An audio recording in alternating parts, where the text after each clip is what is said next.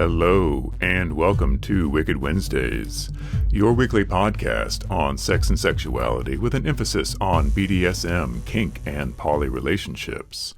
I'm your host, Wicked Fellow, and this week we're going to have part 2 of my conversation with author and activist Race Bannon. Last week we talked about how societal expectations on men tend to shape them in both positive and negative ways, and also how those expectations can lead into a toxic masculinity, a performed masculinity that isn't necessarily true to the person and who they would like to be if perhaps they were more free to choose their own way.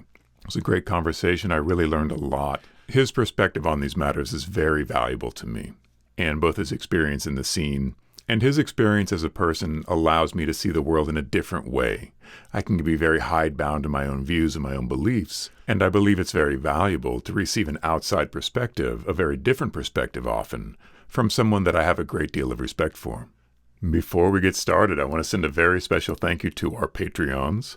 You guys really make the show go, and I cannot thank you enough. If you would like to become a Patreon, head over to wickedfellow.com. You can find all of our links there. The show notes are there. The podcast is hosted there. Our social media sites are there. And of course, you can find links to our adult sites if that's interesting to you. Again, that's wickedfellow.com. In this part of the conversation, we definitely veer into the political realm because trans rights, gay rights, and this sort of enforced masculinity and the idea of what a real man should be has been such a political football lately. I see the ads, I see this discourse in political environments in ways that it really doesn't belong. I believe that the last thing the government should be doing is telling us how to live our lives on a very personal level. That certainly touches on gay rights and trans rights.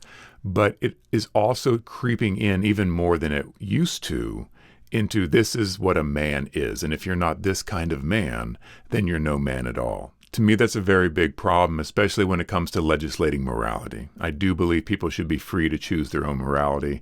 The state should have nothing to do with that, especially on this level of personal expression. So we do talk about that quite a bit. We also delve deeper into the way that men are shaped from a very young age and how societal pressures can influence that. So here's part 2 of my conversation with Race Bannon.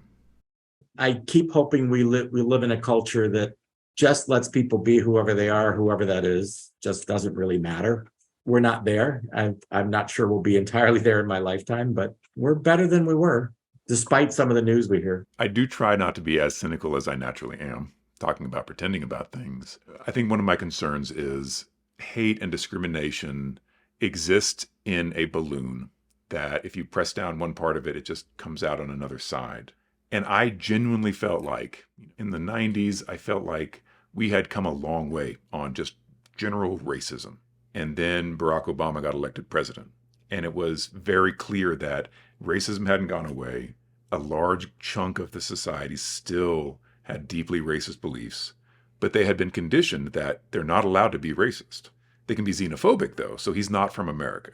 We're not angry because he's black. We're angry because he's not from America.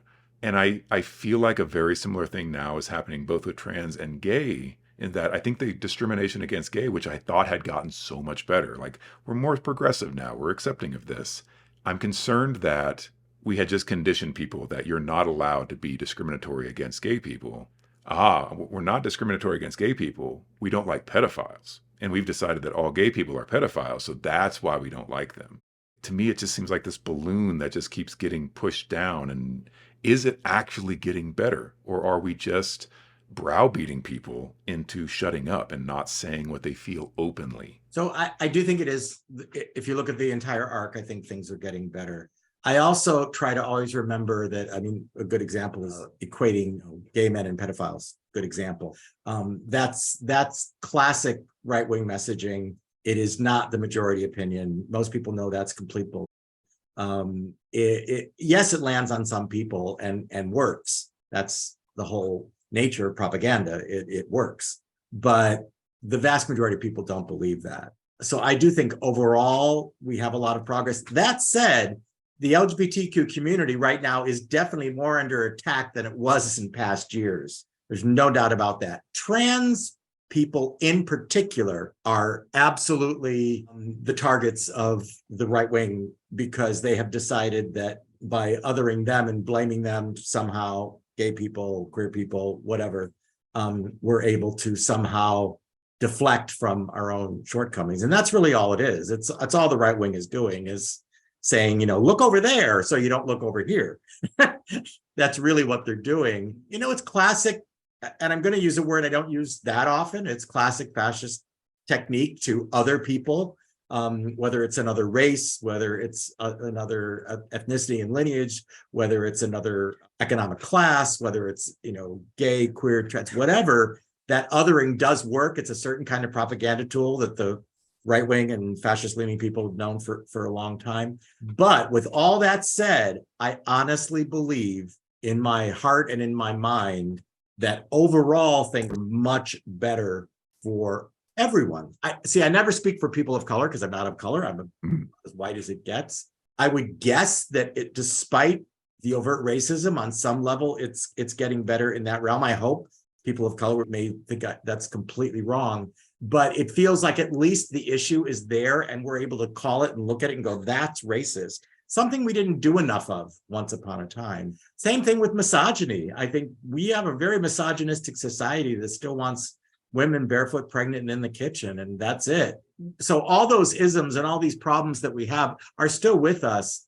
I do think overall things are getting better. But yeah, right now, trans people, gay people, people of color, anyone from another country, immigrants, etc. They're the othering targets of the right wing. And to some extent, it's working. I just hope it doesn't work too well. I want to be optimistic. I'm generally a cynical person by nature.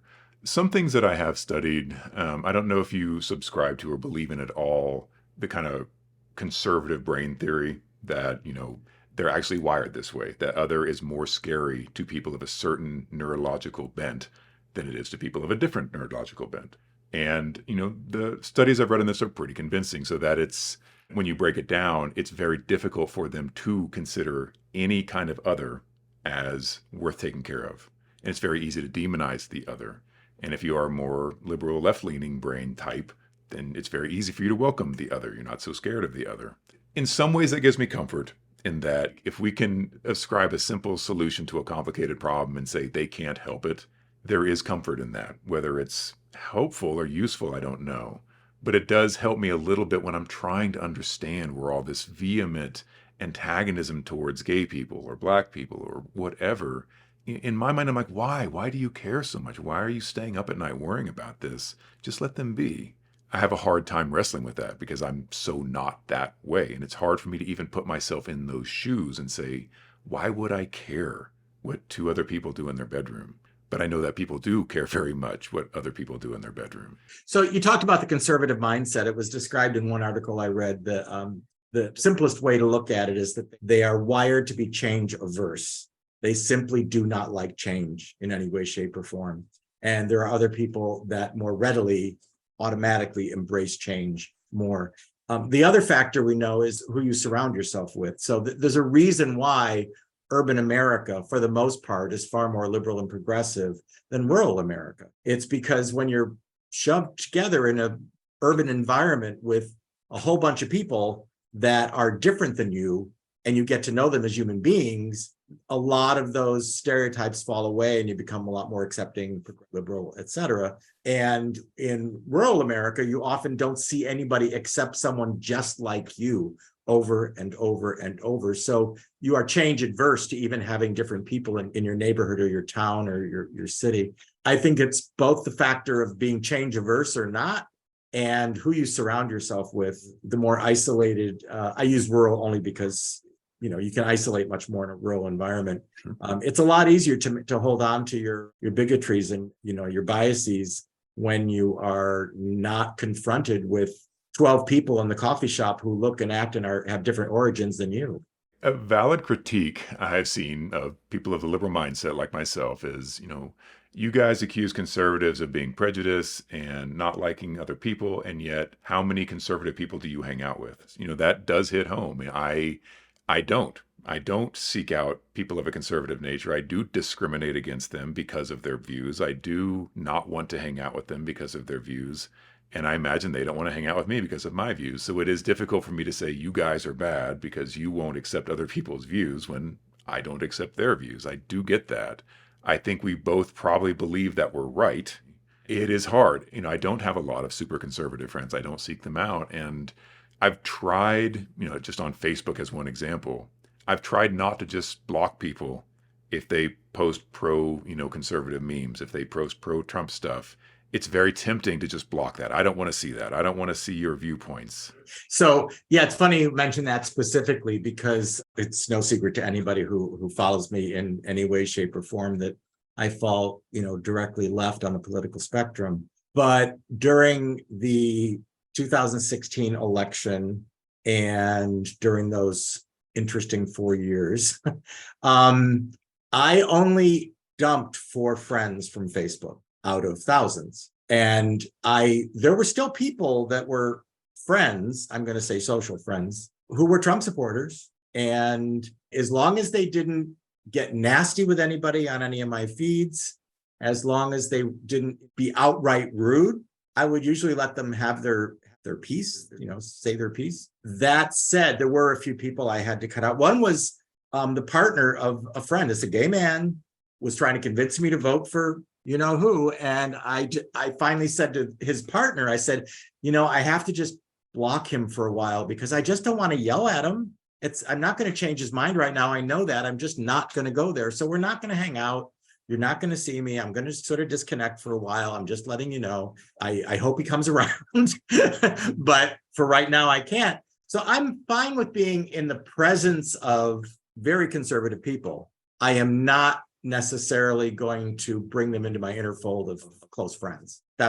We just don't think alike, because I do think that there's a certain amount of difference in values. And I think we pick our friends more based on values than anything. And so those highly conservative people have different values than I do. They aren't as accepting. They tend to be more misogynistic. They tend to be more racist. They tend to be more homophobic. They tend to be more xenophobic. They tend to be whatever it is, they tend to err on that side. And it's not somebody I'm going to hang out with. But would I go to a party with a bunch of them there where we might talk? Sure. Might I engage with them on social media? Yes. But that's very different than bringing them into my inner fold of close friends, because our friends, for the most part, reflect us. It's not a matter of just homogenizing and therefore not changing our minds. With our friends, we want to be truly comfortable and be ourselves. You can't really be that when you're arguing with somebody who thinks much of your life is on the wrong end of the spectrum. I think there might be a false equivalency, and this is very self-serving coming from the liberal side, but I do believe that politics are values. You're expressing your values by who you support politically, and if the person you're supporting politically wants to harm me or the people that I love and care about, like actively harm, then it's very hard for me to be friends with you, because by proxy, you're saying this is the way we should go. We should make it harder for people to be trans, gay, whatever. We should cut funding for poor people. We should do these things that harm people that I care about or me directly. So it's hard for you to ask me to be your friend and support you when you are actively supporting someone that wants to harm me. I don't see that same argument from the conservative side. I don't feel like liberals, by and large, are anti things. We don't tend to take things away from people. We're much more apt to give things to people. Aside from money, perhaps. Maybe that's what it all comes down to. We are much more likely to please give us some of your money so we can help other people.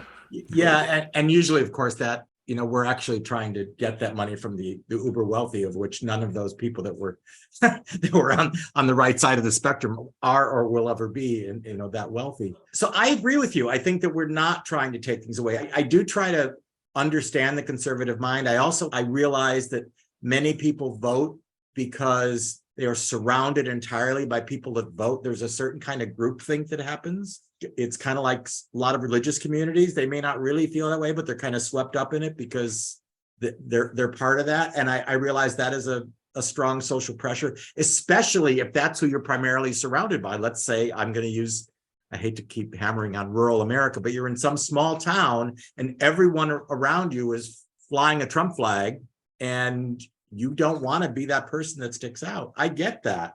That's hard. So I know that there are many factors, but I'm very clear that I don't befriend highly conservative people in my intimate circle. I will in my acquaintance circle. And that's how I define it. I have people colleagues and people that I've interacted with that are far more conservative than I am, including many that are Trump supporters and staunch Republicans. Do I understand them? Really? No, not really. I just can't wrap my head around it sometimes. But the vast majority of them are pretty decent human beings in my acquaintance circle. Otherwise, I won't even let them in my acquaintance circle. Maybe I hope that our interactions somehow move them a little bit to the left. I don't care if they end up just squarely in the middle. I'd be happy with that. And I think sometimes we mistake the left-right vernacular because I was reading a study and they went point by point, issue by issue. And of course, some people define themselves as right-wing conservative, staunch Republicans, et cetera. But on certain other issues, they actually score very left. When you ask them issue by issue, not collectively, oh yeah, no, people should have that. Oh yeah, I should, my grandmother should be able to have her Medicare. Yeah. Things like that, very progressive left issues, and they're all for it. So I think it gets a little mushy when we just categorize somebody as left and right. I remember when I've very much always been kind of a left and liberal, but at once upon a time, I had a really almost conservative economic mindset. I sort of thought that economics worked more the way conservatives think it does. I don't today. But there was a time when I was younger, I did. And so I would have scored kind of more conservative in my economic views once upon a time than I do today. I try to give people the benefit of the doubt, but Maya Angelou was right. Usually when someone shows you who they are, believe them the first time. But I still live in hope. I'm curious about that. I've certainly known people in my life that have aged into conservatism. And I wonder if they were always conservative and now they are more free to express it, or if there's literally a shift from, what's that famous quote, a 20-year-old that isn't a liberal doesn't have a heart, and a 50-year-old that isn't a conservative doesn't have a brain, something along those lines, where it's okay for you to follow your heart when you're young, but as you get older, you become more conservative. It hasn't happened to me yet. I keep getting further left, but I've certainly known people that were very liberal and very progressive when they were younger. And as they got older, they became more and more conservative, sometimes moving to the far right of being conservative. So I do kind of wonder about the progression of someone's personality in that. Yeah, it's if you think about the classic, each generation looks upon the previous generation's music as trash. Rock and roll was trash. Hip hop will never, ever be a thing. I mean, we could go generation by generation. And that older generation always looked back and said, this is trash and it's no good. And, listen to our good music. And you can take that same, I'll call it a metaphor of music, and apply it to the rest of life. And as people get older, they see things behind them changing in ways that don't relate to them and what they like and how they live their lives. And therefore, they feel it's necessary to judge it. And very often they judge it at the ballot box, unfortunately. No, I don't really like the fact that people of all colors are marrying. I'm 90 years old, and that's not what happened back in our day. Or I don't really like the fact that we have a little bit more secular society than we once did. So I'm always going to vote with the right, because that's where the staunch evangelical religious view is. I do think it's kind of normal as people get older to move a little bit to the right in the political spectrum. I don't think it's an accident, for example, that the Republican Party often goes into retirement communities and spends a lot of time and money in those communities, because they know that they can often rally older voters in a way they can't, young to middle-aged voters. So, yeah, I don't know what the exact reason is, but I see it. And I even see it amongst kinksters. I see people that are, as they age, they simply don't want to change as kinksters. So therefore, they start judging all the younger ones that are coming up behind them. Sure. And I think that's that same tendency of a conservative mindset, though, as you get older. It's that intractable nature of, I want to be me, and somehow somebody being different negates them being me. It doesn't, but that's how they think about it. So I think there's something too. As you get older, you tend to move a little bit to the right, generally, socially and politically. I wonder if the politics of fear work a lot better on a population that feels more vulnerable. And I imagine that as you kind of age, you do tend to feel more vulnerable about a lot of things.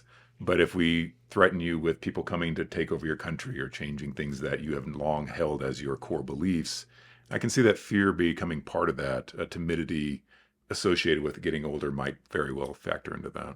Yeah, it would take a sociologist and an anthropologist to study this really well, but I bet there are a whole bunch of factors that go into people that are a little bit older skewing perhaps a little bit more right. I don't think it's an accident. It's young people that are often the ones that are on the vanguard of social justice issues and civil rights issues and so many of the things that today we take for granted, but it was really young people that had the energy to do that. It's why anytime somebody is an organization or club or anything is staffed entirely with much older people, I say bring some younger people in, because we're looking at it through very old eyes here, and you need a young person's perspective. Because I think in almost every situation, as you get older, you tend to err conservative. Your conservative may not look like right-wing, radical, extreme, fascist-loving kinds of conservatism. That's different, but it can still be conservative. It could still be the older leather man that judges the young pup or the rubber guys or somebody ABDL or any of those things that don't fit that classic leatherman paradigm. They kind of become conservative in their own ways, just because as they get older, they're seeing the people behind them change. And change is hard. Change is hard for a lot of people. And I do think some people have it wired into them that they are more change averse than others, whether that is genetically, biologically wired, or if it is they imprinted on not a lot of change when they were younger. I don't know what the reason is, but I do think some people are really change averse, and it happens everywhere, including in our community. I love talking with you. I managed to get pretty far afield. I did want to double back on some of the other questions I had in relation to men, performative masculinity, kind of men feeling this very strong pressure to perform a certain way. I've come to believe that this actually makes a very brittle, kind of fragile masculinity. With steels, if you make it too hard, it's very brittle. It can't bend. It just doesn't have that toughness that a steel that has not been tempered quite so hard has. And I think that there's a very close allied principle with guys being shunted into this hyper-masculine, boys don't cry, you have to be tough all the time, if you lack any of the softer characteristics. And I think that this is, again, coupled with, you were talking earlier about misogyny in America. How do you insult a man? You compare him to a woman. You say, you're feminine, you're effeminate, you're not masculine, as if somehow being effeminate is inherently bad. And I feel like it's a long way to go to get guys like that to understand that some of those softer characteristics, some of those characteristics they would see as effeminate, are actually very strong. They are very tough. They add a layer of flexibility to what you think of as tough, powerful, strong masculinity. Being able to talk about your feelings, express your feelings, look into yourself and understand why you feel the way you do. And that, the only crayon in your feelings color box is anger. That is not very healthy. I can't explain why we have decided that things that are effeminate and feminine are bad and soft, and things that are masculine are good. It does seem like a very strong throughput in our society. How to change that? Is that possible along the lines of being accepting?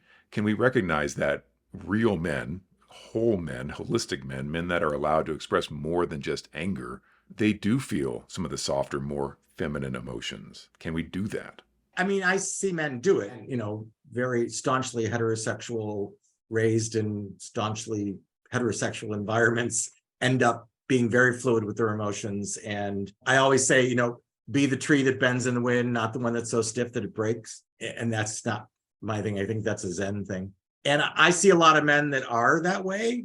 Again, maybe because I live in an urban bubble sometimes, I do see a lot of men. There's a heterosexual guy that I have coffee with 3-4 days a week, and he just dumps all of his emotional stuff on me, and we talk deeply, and I go through his girlfriend problems and his girlfriend successes and all these things, and he's very vulnerable, and he's staunchly heterosexual. We've had this discussion because he's really hot and he lives in a gay neighborhood, so he's always kind of like, yeah. And so I know that that's possible. I see it happen all the time, and I want to believe that over time the root cause, which is misogyny of all that, in my opinion, it's real. That's really the root cause. You talk about feminine. Why is that even an insult? It's because women are seen as lesser than men still to this day, unfortunately. But I think the arc is going in the right direction. I don't think it's going in the wrong direction. I think we are allowing men to be more themselves. Yeah, there's a lot of BS they have to go through and break through, but I think that we are allowing men much more often to be themselves. And that means vulnerable, that means emotional, that means transparent, that means not always perfect, that means not always great at sports, that means not always even liking sports. I mean, all these traditional heterosexual male things you see. So I think overall the arc is good. And we tend to see these, especially in the media now, you see these super angry, obviously troubled men who are so wrapped up in their image that they explode. And we see this explosion all over social media and on the news. But I think that's what a lot of it is it's so pent up, they just literally emotionally and otherwise explode and the anger comes out. But overall, I don't think they're representative of everyone. And I think society as a whole is making some progress. That is really hopeful. And it is exactly those incidents that have kind of pushed me down this line of dealing with problems in the incel community, dealing with problems in communities where, men are being recruited almost into really bad places for that camaraderie, for that friendship. I think people might join the Proud Boys, not necessarily because they hold those beliefs, but because a couple of their friends are like, hey, come hang out with us. You'll be our brother. We'll take care of you. It can be a motorcycle gang. It can be anything where you're accepted and you feel like there's people that value you and take care of you. And I think that it can be very easy to shift your belief system to match that cohesive group if they are good to you and if they take care of you and if they welcome you and value you. Oh, well, if that means hating this particular subset of people that I don't hang out with anyway. And I think that's very attractive to a lot of isolated men who don't have independent friendships, who don't have encouragement coming from any other source, no external locus of, validation, where the world's telling them that they're not what they should be. But this group is allowing that and welcoming that and encouraging that behavior. I can see that being very seductive for a certain type of man. It's that whole like fraternity concept. It's you join and all of a sudden you have this built-in brotherhood. And I think a lot of these organizations either benignly do that, like a fraternity, for example. They're not out to get. But you have some of these organizations, you mentioned Proud Boys. A lot of what they do is classic attraction behavior. They reach out, they befriend, they make these people feel like they're part of the group. All of a sudden they've got these bunch of friends, at least they think they are. That's classic cult attraction tactics. And the reason is that you're right. They want to feel some sort of friendship. They want to feel something for someone else. They want to feel like someone's in their corner. And it's very easy for someone to prey on that and bring them into Proud Boys, Oath Keepers. I could name all these groups. But I really believe that is the more negative side of that kind of cult behavior. But other people do it too. I mean, there's a reason, for example, when I'm a gay man, I join a BDSM play club of 150, 200 guys. So it kind of has that fraternity feel. We call ourselves brothers. That's actually the word we use very often. It's kind of a built-in family within this club, but that's a much more benign version of all that. But it's still a way of feeling like you belong. And I think a lot of men are more so than women, from what I've observed and when I've talked to women, they seem to make friends more easily. That's maybe entirely anecdotal and wrong, but it certainly seems like they do in my observations. And especially heterosexual men, I know a lot of them who have very, very few close friends. I'm a fairly introverted person. I like to have a lot of alone time. And even then, I do love that feeling of camaraderie when I am welcomed into a group of people that, of like mind, that I respect. That's another big part of it, is that if I'm going to be part of a club, I want to respect the people in that club. I want that mutual respect and admiration. I know how attractive that is. I'm fortunate that the club that I belong to is, by and large, very, very positive and is not attacking anybody. I understand that draw. I think things like the Elks Club and the Order of the Lodge, I think those are kind of dying away. And I think those did serve very much that purpose of we're going to get together. We might wear some funny outfits, but we have a brotherhood. We have something. We have a camaraderie. And I think that, that's kind of going away. And I don't see a lot of those social organizations for your, gamer dude that doesn't have a lot of friends, doesn't have a lot of people to reach out to, may not have someone to talk to, may not have someone to share their feelings with. Part of that's because men aren't supposed to have feelings, so don't come to me with your feelings. Part of that is social isolation, and there's a big mix, and I am trying to explore that on this series, and I want to talk to a lot more people and get more inputs. I know my very strong ideas on this.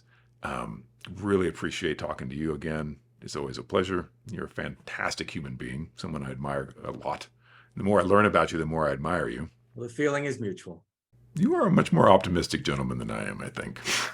I like that about you. Katya knows that I'm extraordinarily. Katya's over here, man. Yeah, I want to say hi, but I didn't know if you were still using this. I'm just taking up this gentleman's time. Or did you turn on the camera so I can say hi? He doesn't use Zoom much. Hi. Thank you so much. Are you going out to the slopes? It's only. Yeah, we're heading right back out. Okay, go to the slopes, and thank you, and I'll talk to you again soon. Sounds good. All right, Thank talk to you later. Bye. Bye. So that wraps up my conversation with Race Bannon. I'm very appreciative of the time that he's given to the show and also his perspective.